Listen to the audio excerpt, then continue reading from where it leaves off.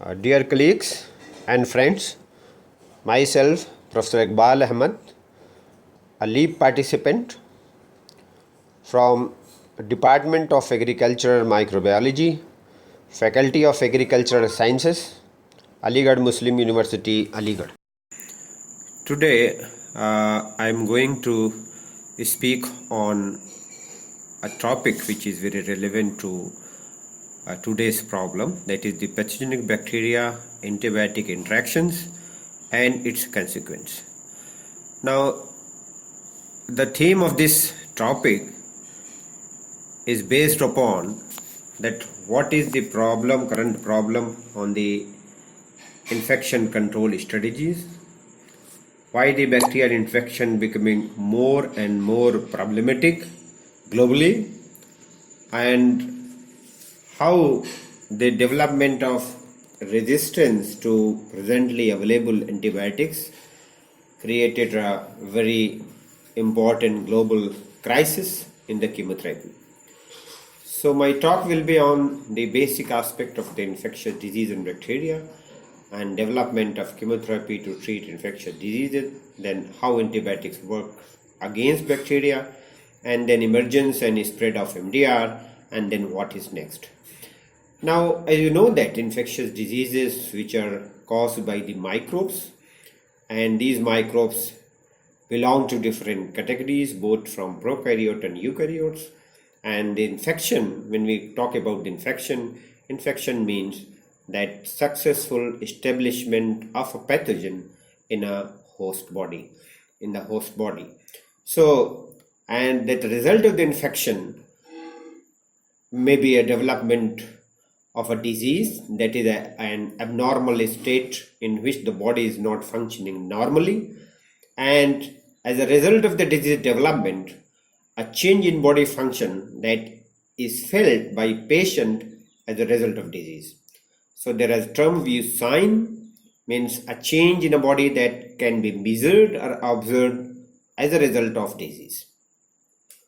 So you will find that there are different types of microbes which may be categorized like pathogenic bacteria. Some are opportunistic pathogens and some are very friendly and normal microflora, or sometimes we also call the useful microflora. Now, the diseases which is caused by the bacteria belong to these two major groups, that is the pathogenic bacteria, which always is responsible for causing disease, and some normal bacteria which becomes pathogenic when the host defense body weakened due to one or other factors. Now, use of chemicals in the treatment of the bacterial diseases started long back ago, and we use the different terms to define these agents like chemotherapeutic agents. Means these agents are nothing but the chemical substances which can be used to treat disease. Then the term antibiotics, when normally we say antibiotics, which are used for controlling bacterial infections. These are the chemical substances produced by the microorganism which are used against the microorganism in a very, very low concentration. Now another term you are used, that is antibacterial drugs. So antibacterial drugs may be an antibiotics or may not be an antibiotics, but working similarly as antibiotics. So the contribution of Paul Ehrlich was very significant in development of chemotherapy. He was the pioneer in this area who developed the sulfasalazine compound, which is used against syphilis in 1910. Then there is a discovery of the sulfur drugs which came into the action in 1932. The great scientist, a microbiologist, is Alexander Fleming, who has been credited for the discovery of the penicillin and received the Nobel Prize in this area in 1928. And then after the discovery of this penicillin antibiotics, a large number of new researchers and other researchers have discovered a variety of antibiotics, and these antibiotics become popularly used in the treatment of bacterial diseases.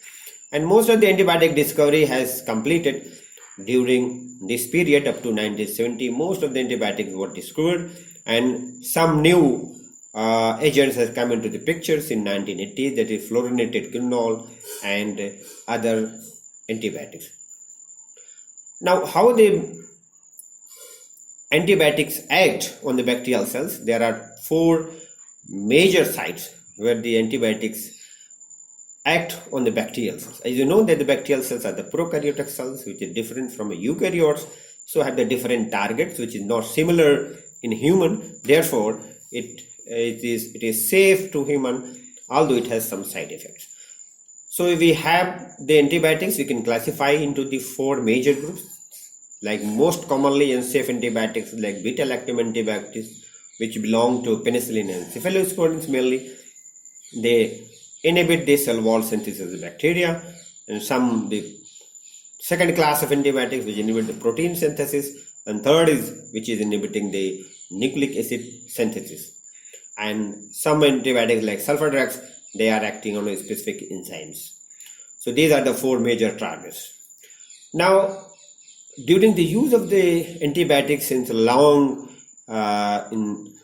started from 1947 onwards, there is excessive and indiscriminate of antibiotics that has resulted into the development of resistance in the bacteria.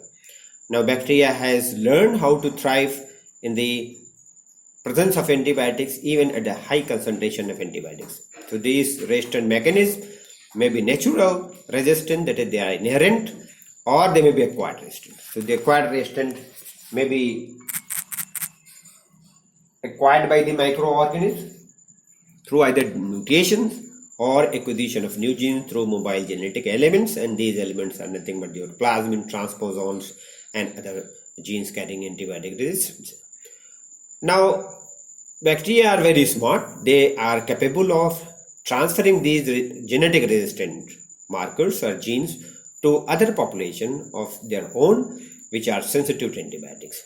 So nature has gifted with the different mechanisms through which they can exchange genetic material, and these mechanisms are cell-to-cell contact based, which are nothing but the conjugation, or they are able to uptake the naked DNA from the environment and make use of it through transformation. And some viruses which are infecting the bacterial cells, they are also capable of transferring one gene to another bacterium with the help from the two. So gene may be transferred with the help of the viruses, which we call as the transduction process.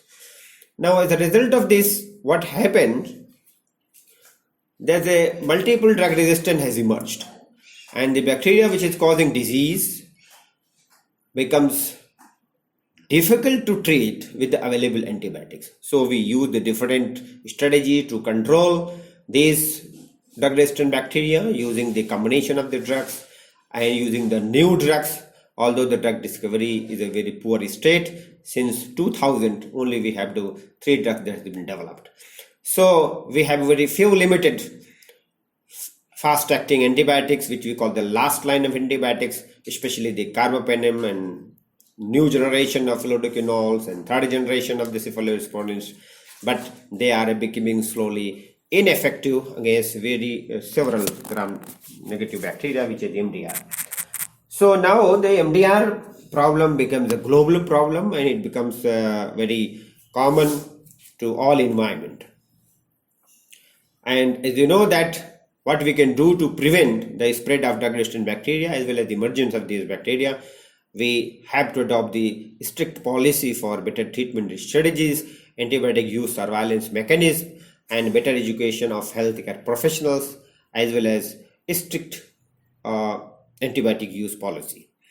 So we have no choice but to develop new drug against this MDR bacteria. We have to explore the new strategy to combat these bacteria, for example, exploiting the defense in development of vaccines and developing the antipathogenic drugs, which may be useful either alone or in combination with the available antibiotics. So we have to use very integrative, combinational and integrative approach to control the MDR problem.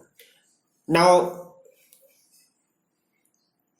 we will find that in the literature, a variety of approaches has been listed. People are working this direction, and one has to go through it To find more interesting, please read the references from the books, journals, and e-resources, and some are listed here, which deals with the new strategies, how to integrate the modern phytomedicine with this, and what are the new ways to discover the antibacterial drugs to combat MDR. Thank you very much. देखो कुछ आएगा